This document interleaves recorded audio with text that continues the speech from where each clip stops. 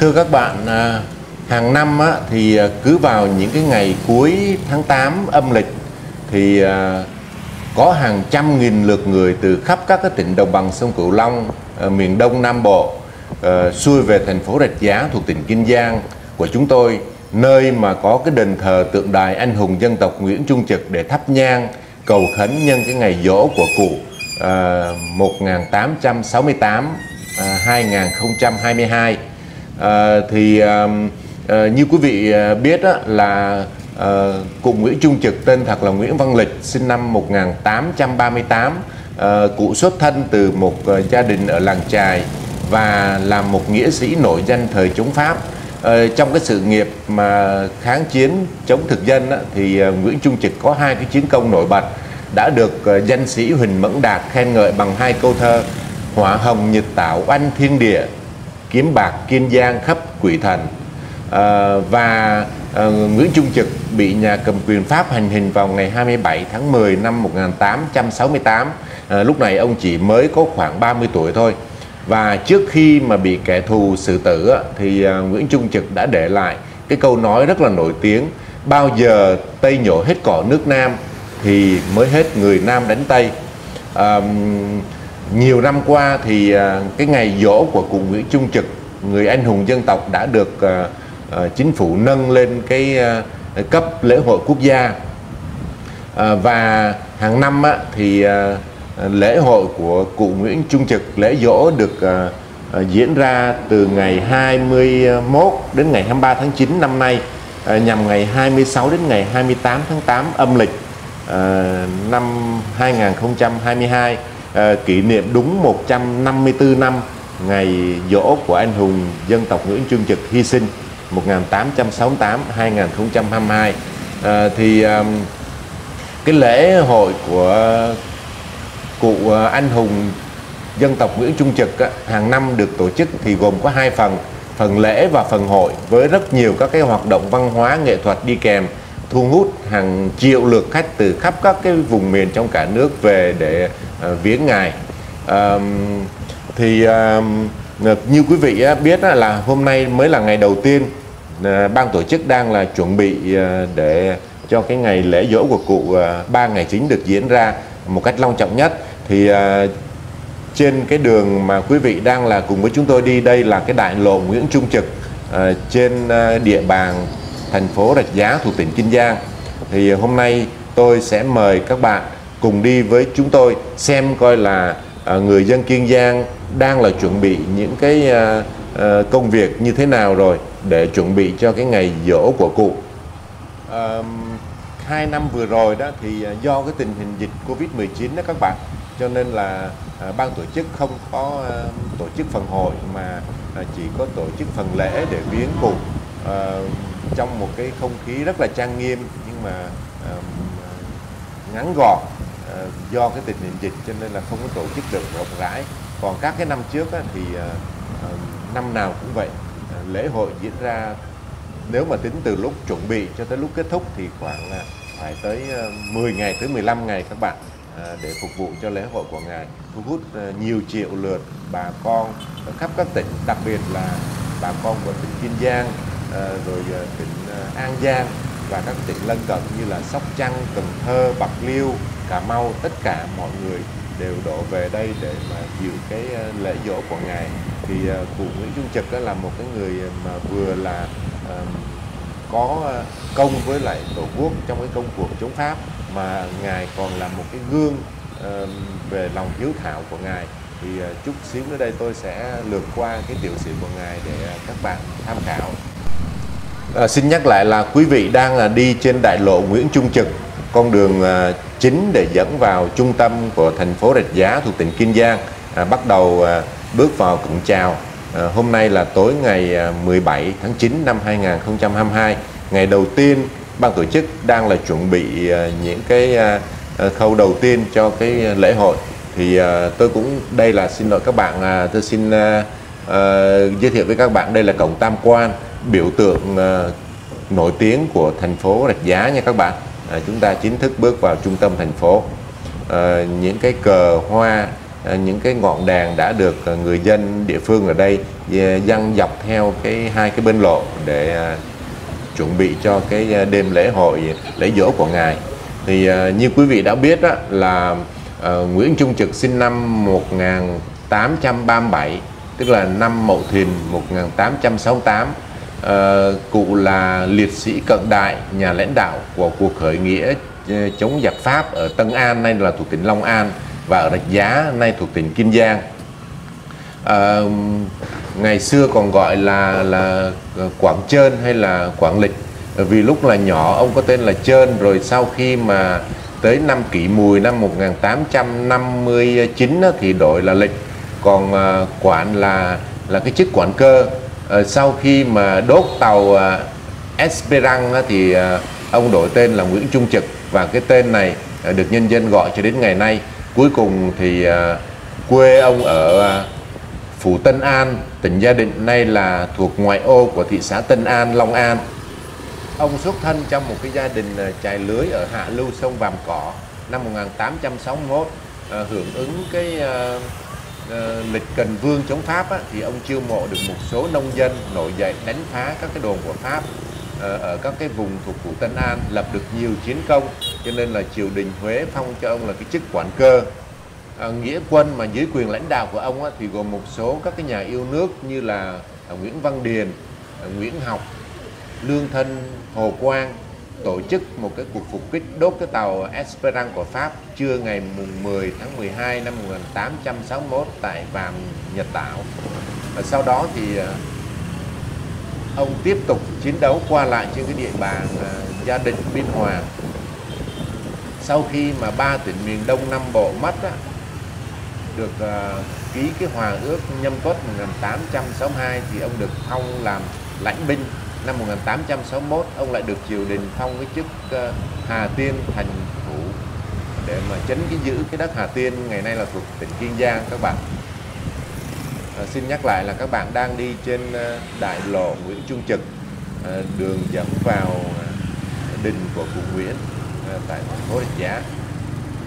Sau khi mà Hà Tiên thất thủ ngày 23 tháng 6 năm 1867 thì ông rút quân về Rạch Giá, tiếp tục cái cuộc chiến đấu lập căn cứ ở Hòn Trông ngày nay nè.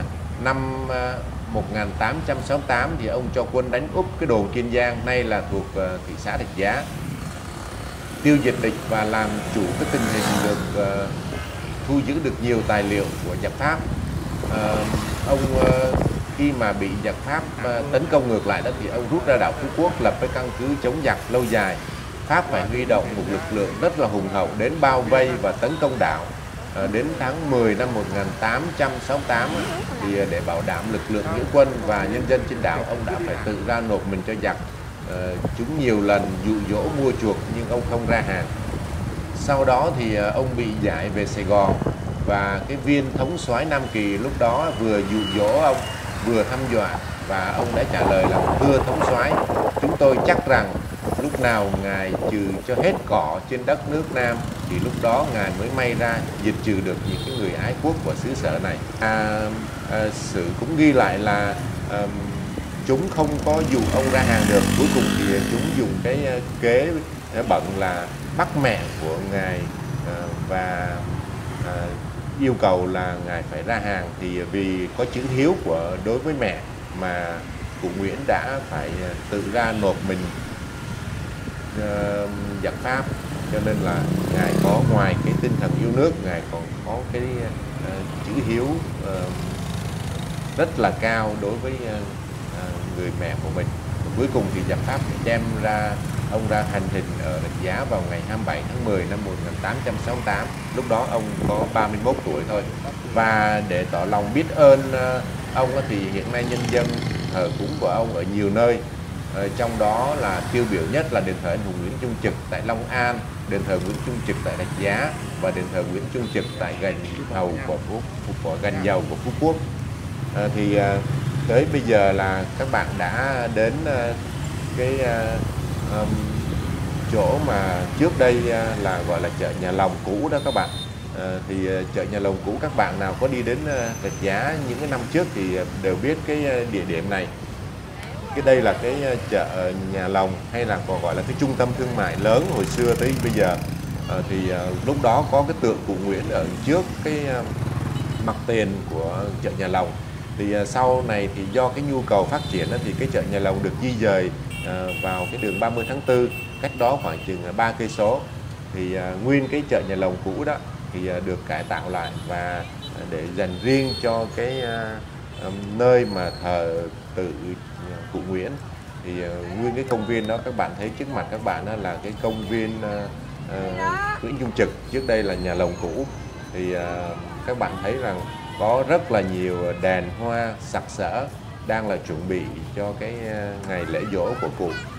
Trước mặt các bạn thấy đó là xa xa là tượng cụ Nguyễn, và đã có rất là nhiều người dân tới đây để đốt nhang thành kính cầu nguyện cũng như là tưởng nhớ tới Ngài. Mặc dù là mới có cái buổi đầu tiên đang là chuẩn bị thôi, nhưng mà cũng đã có rất là nhiều người dân từ các nơi xa khác, cũng giống như là người dân địa phương ở đây đang là thành kính quỳ trước cái tượng của Ngài để mà tỏ lòng tri ân Ngài nhân cái ngày giỗ của Ngài. Các bạn thấy không, là một cái bức tượng gọi là bức tượng cụ Nguyễn bằng cái chất liệu đồng đen đó các bạn, rất là nguy nga đồ sộ.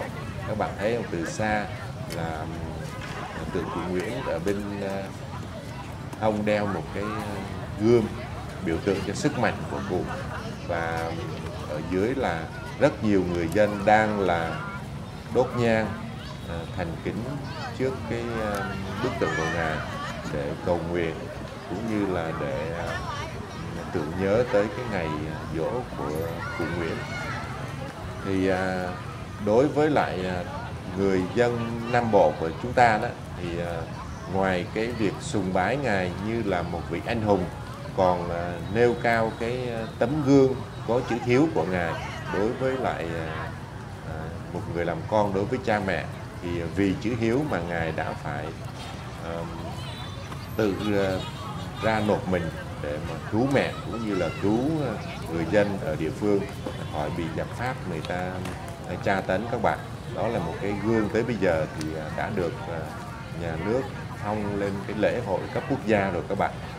Các bạn thấy là mới có ngày đầu tiên thôi mà cũng đã có rất là nhiều người dân từ các cái địa phương khác cũng như là người dân tại địa bàn của tỉnh Kiên Giang tới để đốt nhang cho Ngài. Các bạn thấy cái công viên này còn rất là nhiều người đang là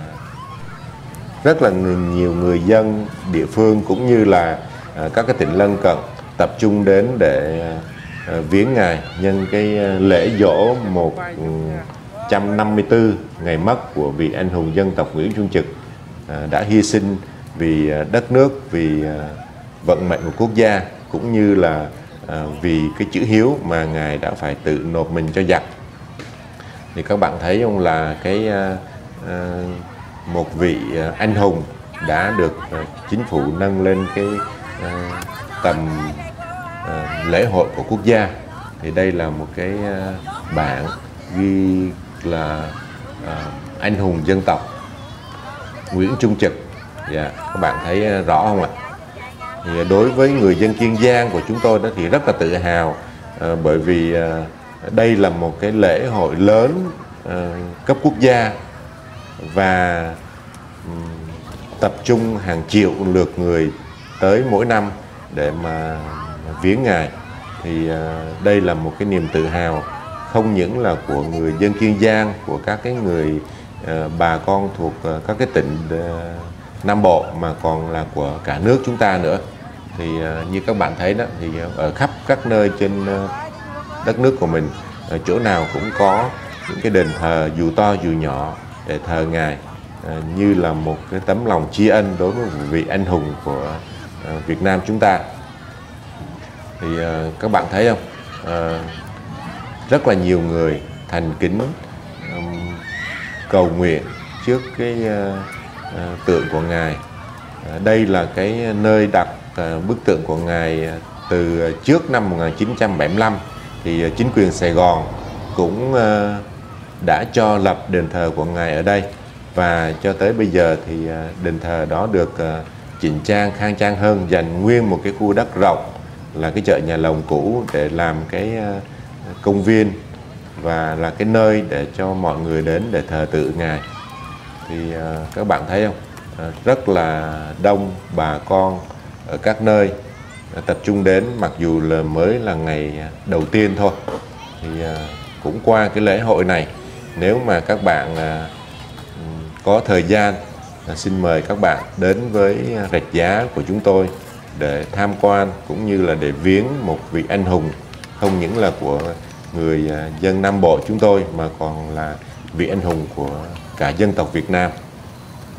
Thì các bạn thấy đó là dọc theo hai bên đường rất là nhiều người dân từ các cái nơi đổ về.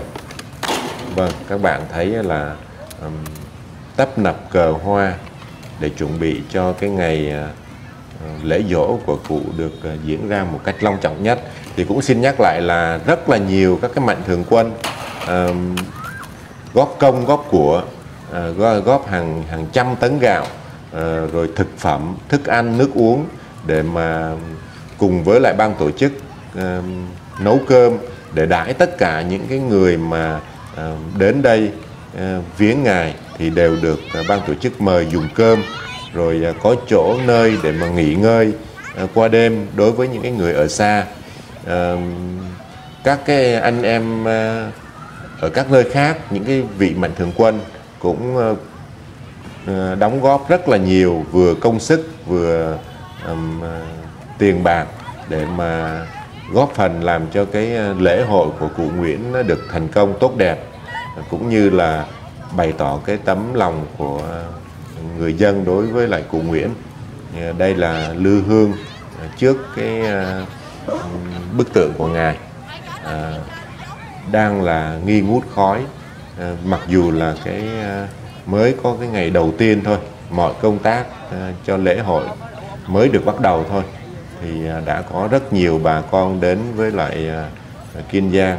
Các vị thấy không, trên gương mặt rất là thành kính của bà con, cầu nguyện cho quốc thái dân an, cầu nguyện cho mọi người mọi nhà được bình an, có sức khỏe dồi dào, cũng như là noi gương cụ có công với lại hy sinh cho đất nước, rồi cái gương hiếu của Ngài đối với lại ông bà cha mẹ.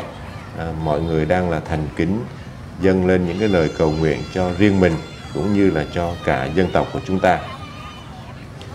Các bạn nên biết rằng là cái lễ hội nó kéo dài từ 10 cho tới 15 ngày các bạn.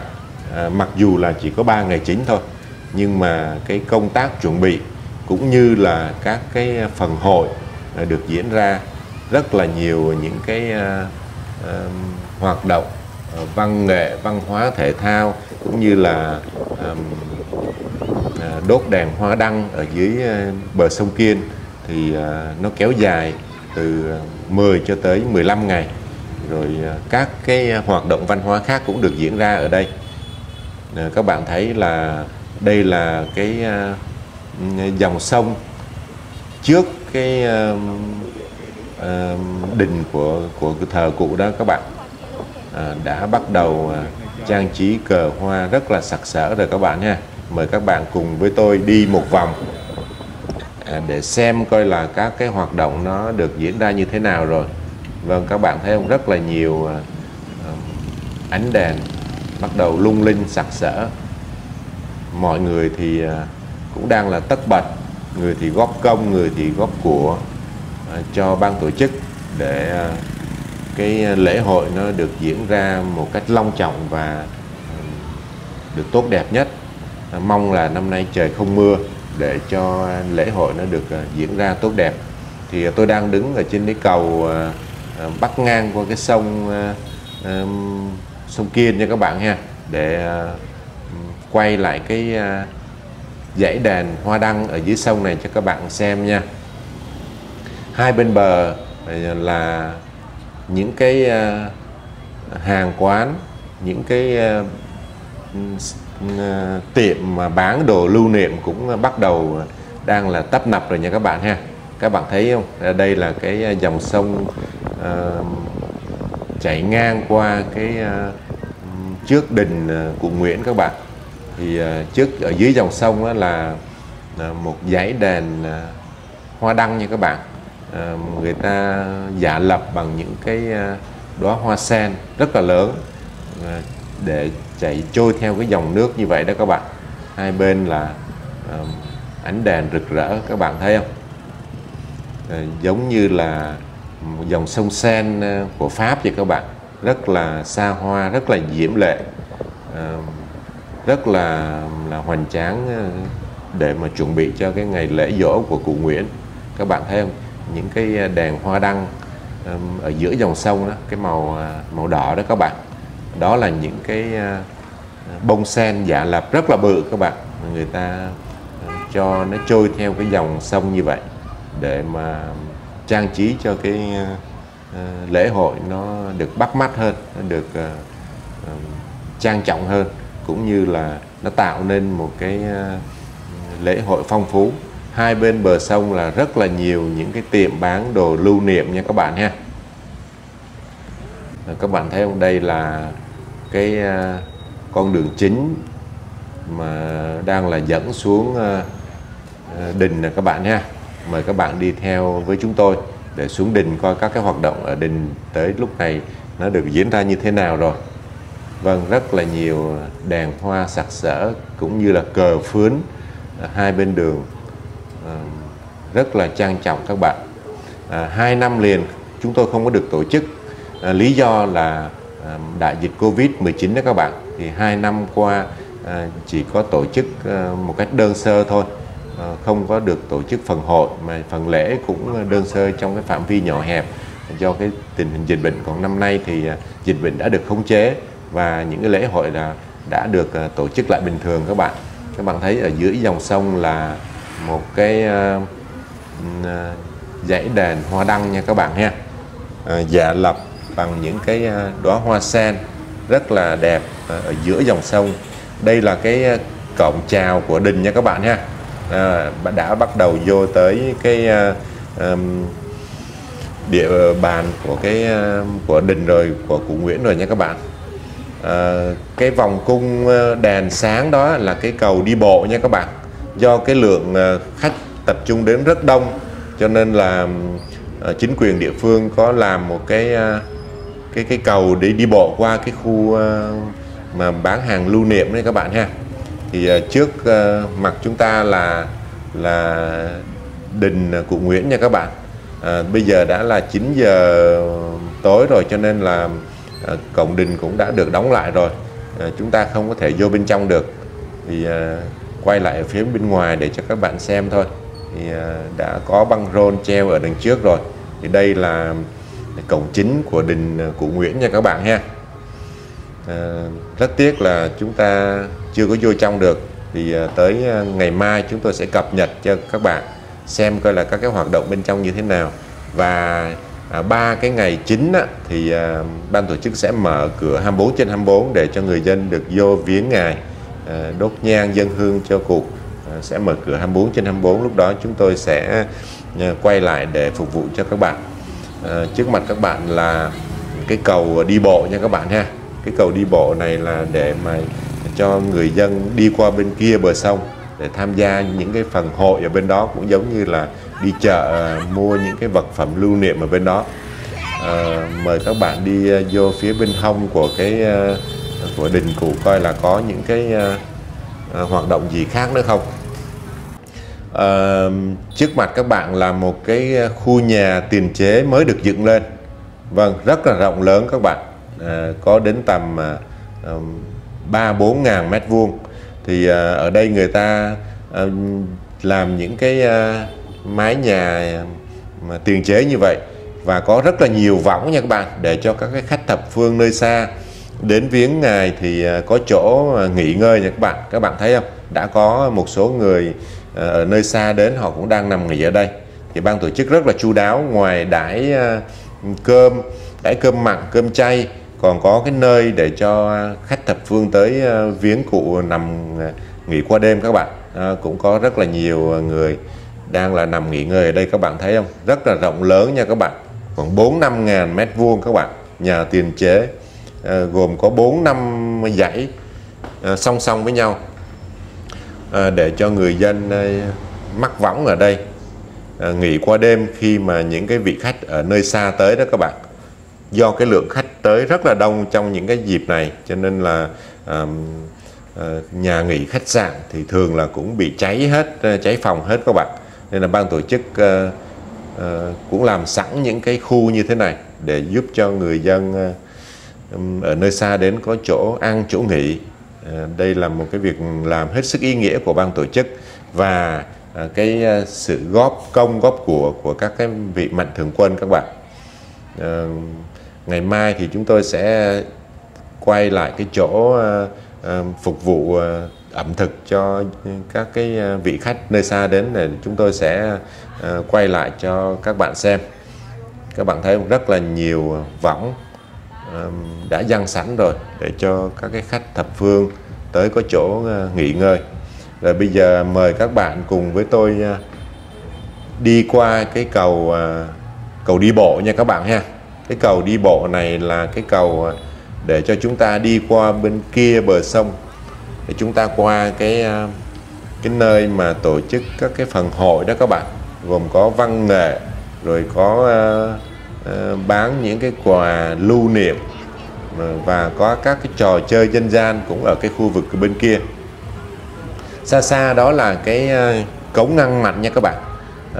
Lúc trước thì không có, nhưng mà mới có khoảng 5 năm nay thì do cái tình hình mà mặn nó xâm thực vào bên trong đất liền đó các bạn, cho nên là chính phủ làm những cái cống ngăn mặn để cho tránh cái tình trạng mà nước mặn ngoài biển nó tràn vô đó các bạn.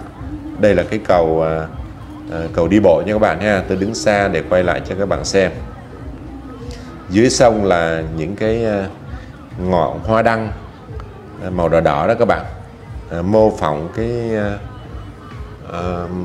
hoa sen đó các bạn, dài cả hàng cây số các bạn. Tôi zoom lại để cho các bạn xem, rất là lộng lẫy, rất là đẹp nha các bạn ha. Hôm nay mới chỉ là những cái công việc đầu tiên thôi.